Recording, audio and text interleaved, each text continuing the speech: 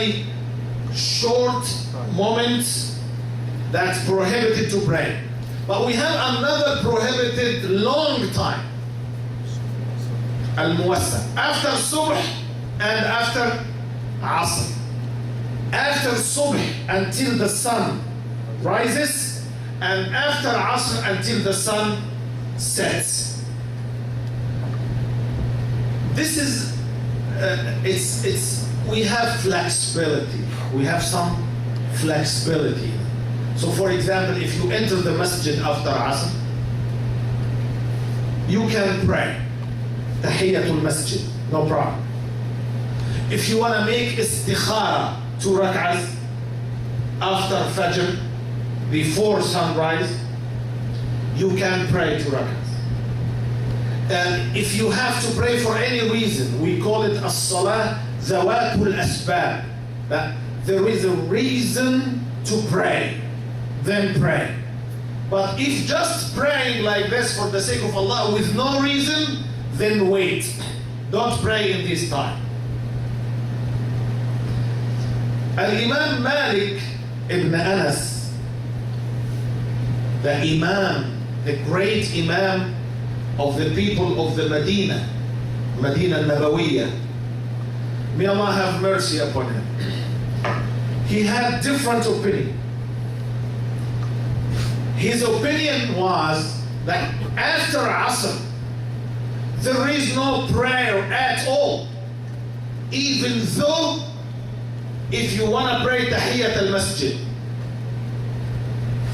No prayer at all. In his opinion, that if you enter the masjid after Asr, just sit down. Except if you pray Fard. This is the only thing. So one day Al-Imam Malik entered Al-Masjid Al-Nabawi after Asr. And when he entered the masjid, what did he do? He sat down. He sat down. And then a little boy, he saw an old man sitting without praying Tahiyyat al-Masjid. He didn't recognize him, that he's Al-Imam Al-Akbar, Malik. So the little boy went to him and said, "Oh Sheikh, how come you sit down without you pray 2 rak'ahs? Stand up and pray 2 rak'ahs for Tahiyyat al-Masjid." He was teaching. Al-Imam Malik surprised the whole ummah of Medina that he stood up and he prayed 2 rak'ahs. He obeyed the boy. He didn't say that I am the faqih, I am the imam, you don't know nothing. A boy coming to talk to me, do you know who am I? No. He stood up and he prayed. And then during his prayer, the people recognized that Al-Imam Malik praying after Asr, that's instant, event. What happened? So everybody come when he say Assalamu alaikum wa rahmatullah, Assalamu alaikum wa rahmatullah. Not by loud voice, of course, huh? He found that the ummah of Al-Madinah around him, they thought that Al-Imam Malik changed his opinion. He changed his opinion. So they asked him, "Did you change your opinion about praying after Asr?" He said, "No." But this boy, he commanded me to pray, and I was scared to be included among those that Allah mentioned and cursed in the Quran.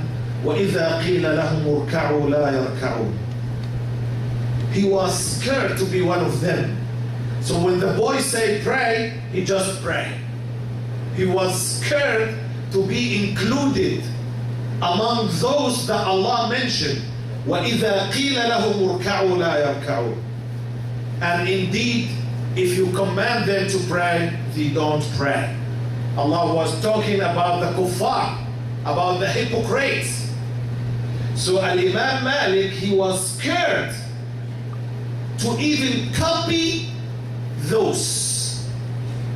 To even copy those. So when the boy told him, get up and pray, he just prayed. Look at the understanding. Look at the softness of the heart. Look at the softness of the heart. So even when we have different opinions, we don't have to be harsh with each other. We don't have to hate each other because of the different opinion in a branch or issue in our fiqh. But we have to follow the truth. Don't follow the cultures. Don't follow the superstitions. You have to follow the sunnah of the Prophet Muhammad sallallahu alayhi wa sallam. Prayers is a subject of Iman. That's why the Prophet sallallahu alayhi wa sallam said, إذا رأيتم الرجل يعتاد المساجد وفي رواية يتردد على المساجد فاشهدوا له بالإيمان. If you see somebody coming to the masjid back and forth, praying and go for some work or something, tomorrow he's coming back and forth in the masjid, be witness that he is a believer. This is a sign. ولذلك, one of the seventh that they will be under the shadow of the throne of Allah on the day of judgment, وَرَجُلٌ قَلْبُهُ مُعَلَّقٌ بِالْمَسَاجِدِ. Subhanallah. He hold his heart by the masjid. So he leave the masjid, but he missed the masjid. He leave the masjid, he go for his work or his studying or whatever, but he missed the masjid. He can't wait to come to the next prayer. He can't wait. He want to come back for Maghrib. And he left, but you looking to the watch, and he can't wait. When would be Salat al-Isha?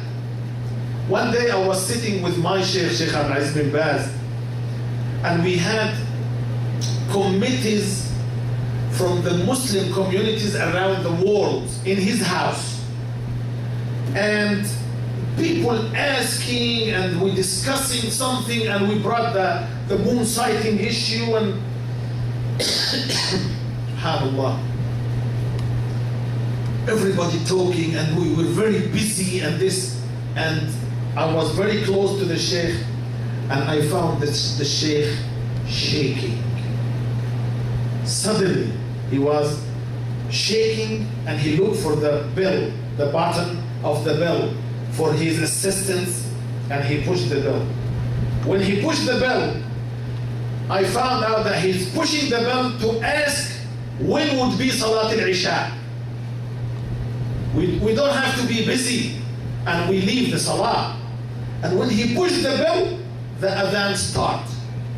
So Allah subhanahu wa ta'ala make like subhanallah, his heart compatible with the times of the adhan.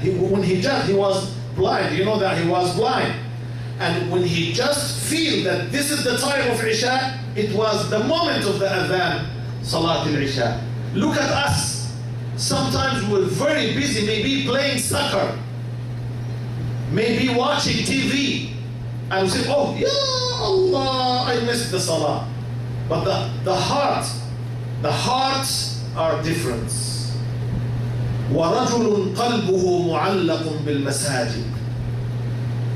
One of those 7 categories of individuals that he will be during the hot of the sun above the heads on the day of judgment. Allah's gonna cover 7 under the shadow of his throne. One of them, رَجُلٌ قَلْبُهُ مُعَلَّقٌ بِالْمَسَاجِدِ. He hold his heart by the masjid. Look at this. He hold